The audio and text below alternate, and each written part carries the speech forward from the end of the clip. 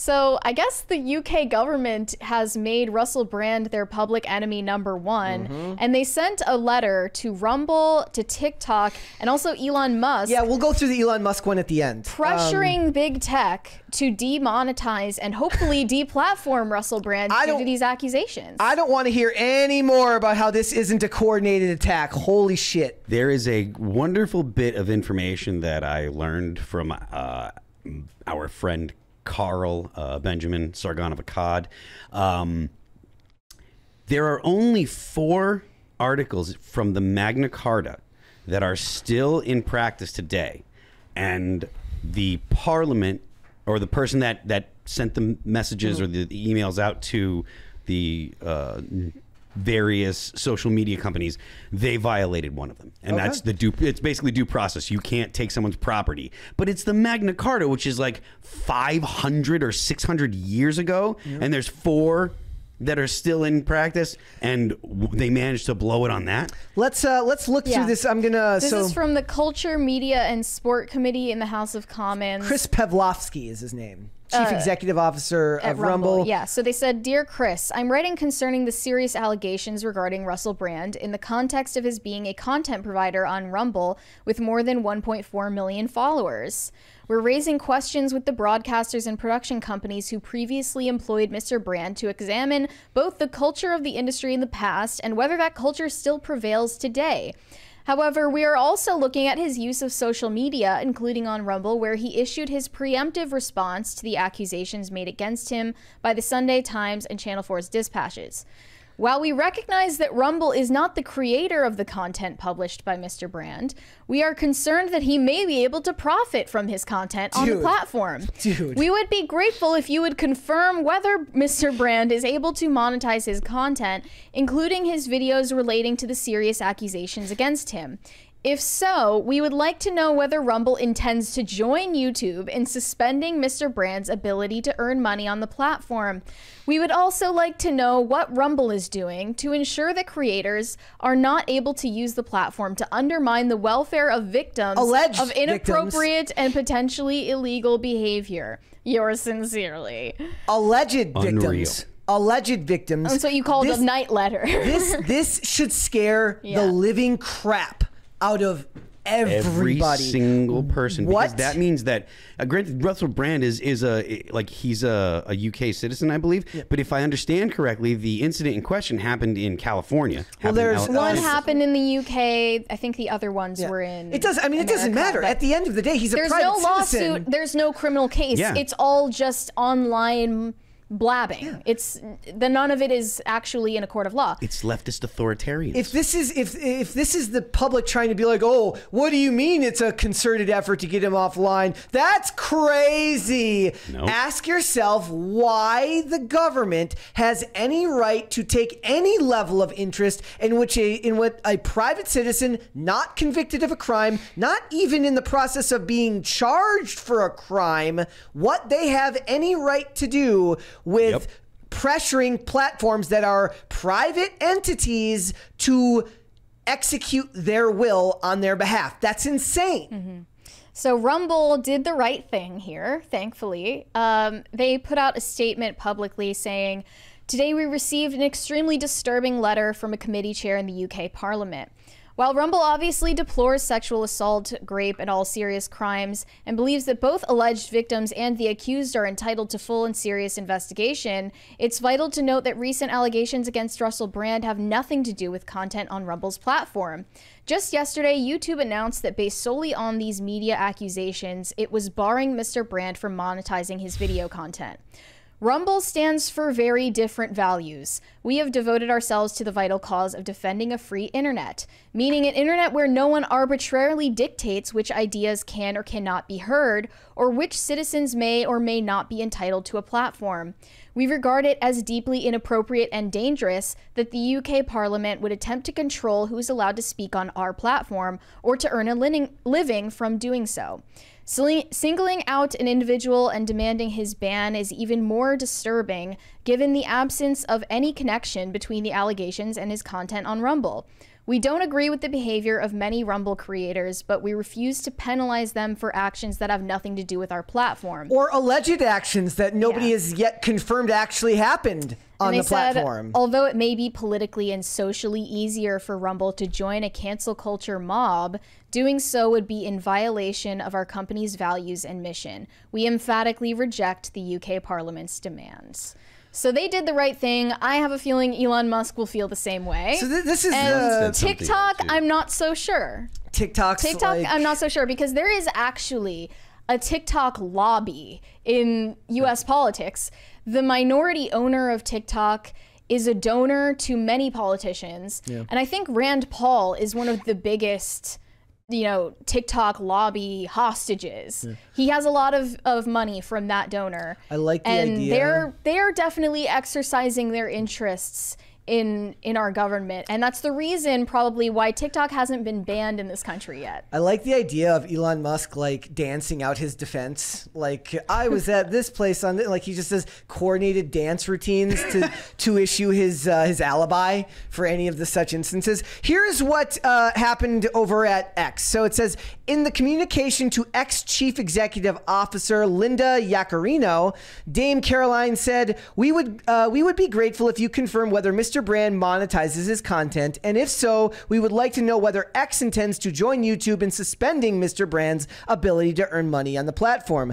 Given Elon Musk's response to Mr. Brand's tweet regarding the allegations, where he wrote, quote, of course they don't like competition. We are also keen to understand whether Mr. Musk has personally intervened in any decision on Mr. Brand's status on the platform. We would also like to know what X is doing to ensure the creators are not able to use the platform to undermine the welfare of victims of inappropriate and potentially illegal behavior. So we got a $20 insane. We got one from Leonardo DiCaprio. Welcome to the feminization of society. Female aggression takes the form of shaming a party and damaging their social standing. Yep. Just more evidence the 19th was a massive mistake. Are you going to say yep to that part?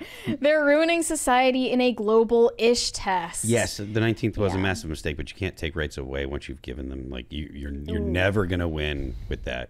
They win on technicality. Here we go. Phil's Monday morning quarterbacking women's right to vote. But the thing is, it's not just women, though. I think that most people shouldn't be allowed to vote. Voting is, in my opinion, is a terrible thing because you're voting to take rights from someone else. So no, it's not like democracy is a bad.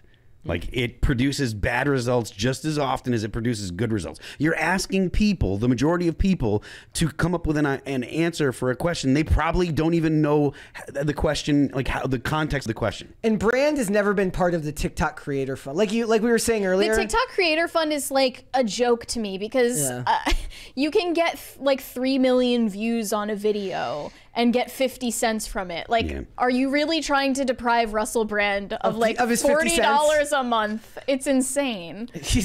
Well, maybe he's going for bail and he's exactly $40 short, and that's how they get you. It's still wrong, but it's just so petty the way they're going about it. And also, UK politics is a joke. Like, do you not have anything better to do? Weren't you still like working on Brexit or something? Like, Can you guys go concern yourselves with that? Aren't you guys busy arresting people for posting mean things on Facebook? For making your dog put his paw in the air? I saw What is the Culture, Media, and Sport Committee?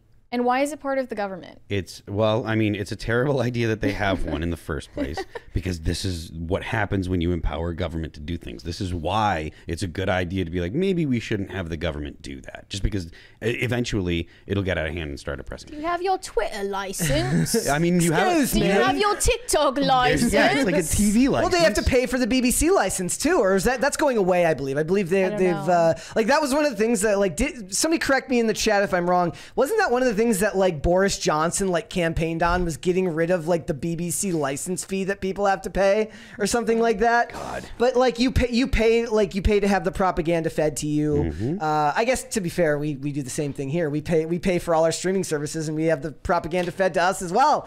But maybe it's more blatant for us, and it's more egregious when it's a government doing it. It's like those government grocery stores they're going to put in Chicago.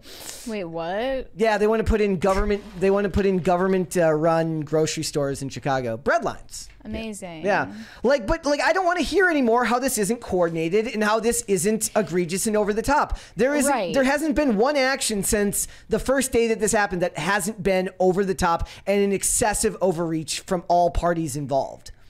You're not helping, turn the tide of public opinion away from Russell Brand's favor when you're doing things like this, because it just feeds into people's already conspiratorial mindsets and tendencies. They have a basis for believing that all of this is a conspiracy, don't they? Well, and I was at dinner with my dad last night, and he was like, you know what, Russell Brand, he did it. All of it is true, and they have ulterior motives for this coordinated attack on his entire personhood. Yes, both things can be true at the same time. And I said, yeah, that's probably it. And I don't really care what happened when he was in his private your dad's male guilt. Your dad's male guilt is to say nobody knows if he is innocent or guilty, and some people's gut instinct is going to go to thinking he's guilty, others he's innocent, and it doesn't really matter at the end of the day because we don't care and we don't know. Yeah.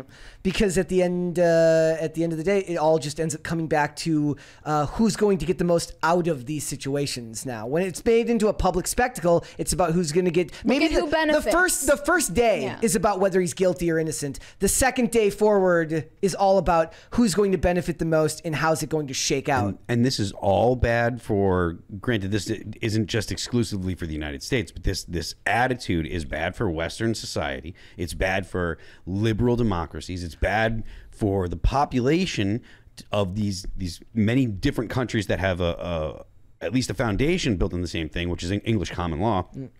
Countries that have that foundation, the idea that you are innocent before proven guilty, the burden of proof is on the state. If you just let that go, if society says we don't care about that anymore, that is giving government license to persecute anyone for any reason, because all they have to do is convince enough people to make noise about something, and that's it. You'll affect popular opinion, and then they're automatically guilty, and then you can just toss them into the unwork, people that can't work, the unhirable, the underclass. And a lot of people would there is going to be an underclass, just like in Demolition Man. And a lot of people would say that this is what we do in America with convicted felons, right? By labeling them a felon, you make it impossible for them to get a good job. And then most of society, you can understand why society is going this way, because what most of society has done is say, well, they got themselves into it. I guess they're screwed.